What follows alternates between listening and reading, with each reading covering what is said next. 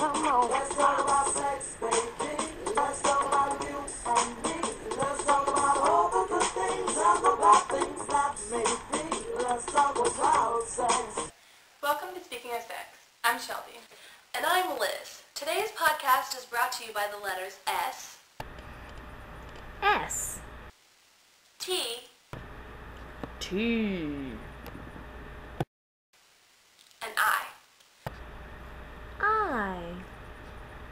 And the number 9. 9.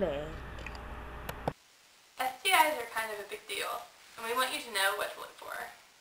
So, if you feel that you've got blisters in your nether regions, and they'll most likely hurt, you might have herpes or HPV. Congratulations! Tell them what they've won.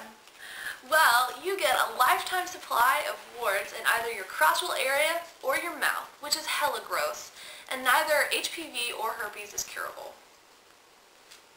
However, with antibiotics, herpes is manageable, but you're stuck with it.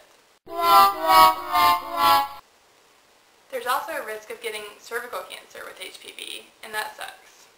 HPV will go away though, so get your vaccinations, ladies. Some STIs can damage your organs.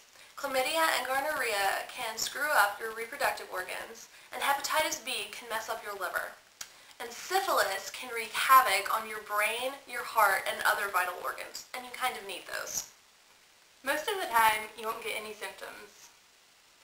But no worries, they're all curable with a round of antibiotics. Here's the nasty stuff: bacterial vaginosis, trichomoniasis, and yeast infections. They're totally disgusting. With bacterial vaginosis, you can smell like a fish down there.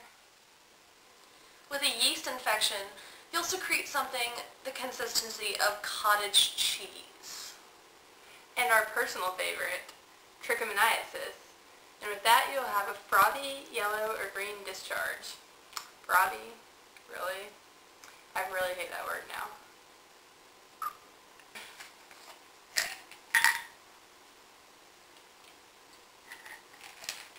As nasty as those are, they're totally curable. And now it's time for, ew, that's whack.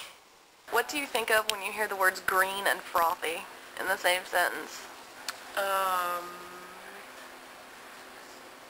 Vegetable smoothies?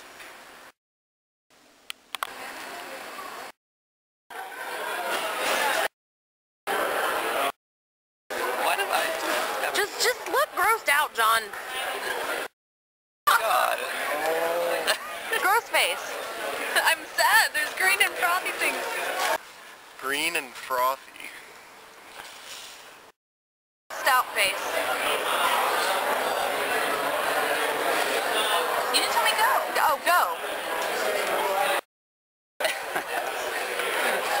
Thank you. David, grossed out face. That's good. Grossed out face. Grossed out face, Christina.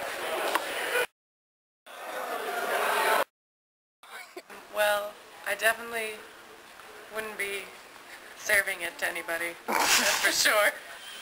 If you don't want to be making this face, get yourself tested. Because so many STIs have very few symptoms or no symptoms, you need to get tested often. Because if you have something like HPV, it could turn into cervical cancer before you even know it, and you could have prevented it simply by going and getting tested. On a happier note, the ways of getting tested don't suck.